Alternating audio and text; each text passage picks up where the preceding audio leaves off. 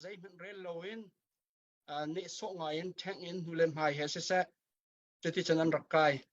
là khát cái drone team nị chat ten study in tụi na chuna an tuning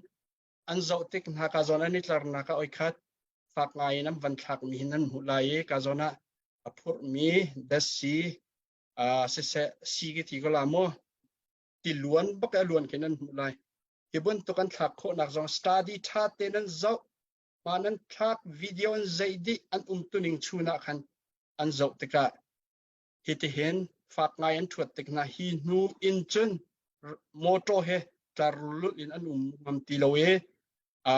pakhat te te thlat pi hen an thu nga panhi ti an thu nga che chun hun kip lam thlat dewan dar ma an thu na khati bak khan an rak tang ve thang ni numain event na chutika jing hutlang tanga an tika chun longa ral ka phe an nak that study in to lo zan zonga zo kala night vision in zo zaitin an thut ya an hu kho din ha ta tika hi zan zonga hen an chai nai motor priya rang lo an thro mo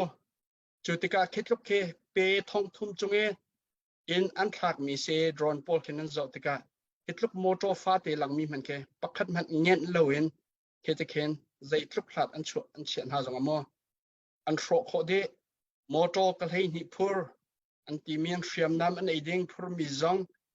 khen lampi chachau zat chau in rok thro di se technique num hai chong ko bun ha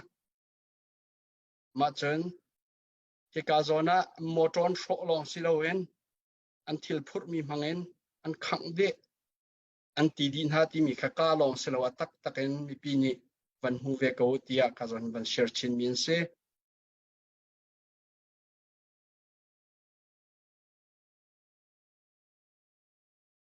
khinan zo teka a cheu chura kam nin theory nei cha an tan tak na lo asun ve teka he chat tia safe an ti ani an thial na nan hu na lai khi tikan nak zong chun zong zan zong sa drone ni thai na chak lai zong me lon mi zong nan mu ko he khi tika khur hor kuanga he an zam zong nan mu lai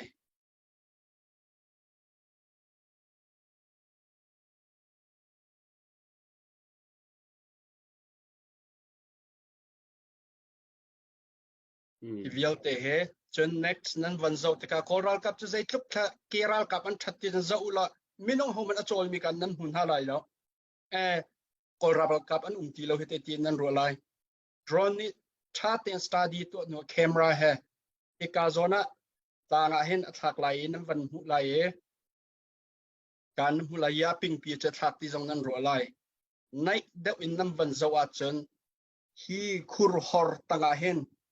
kun le bo ole hi thing tang hen khat lak anum athi la lo mi kha chim lo ko se le mo la khit trup tiang khen coral kapral to kan rak thiam chura a drone he athil rithing te kam phure kam bom khon ha chakan ral kap na keral kapakal mi cns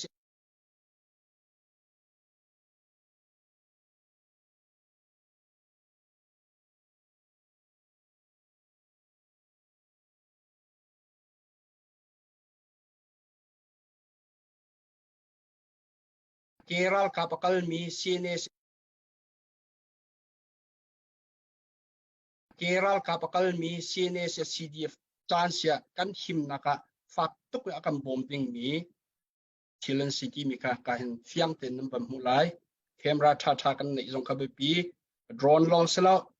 bomb long selo a thil hek mi vial te jong kha si kho chung put kan sam ha zo lo he pathungi ra kam ne kan ho ning se vulen chau an thlan khurmani cho ro chin mani cho thal kam bia kan mai baka kan biak en khe zo lo tlom pala kana kal lai kan biak en khe a in mai bak pum lu na the thase khat la kan ani kham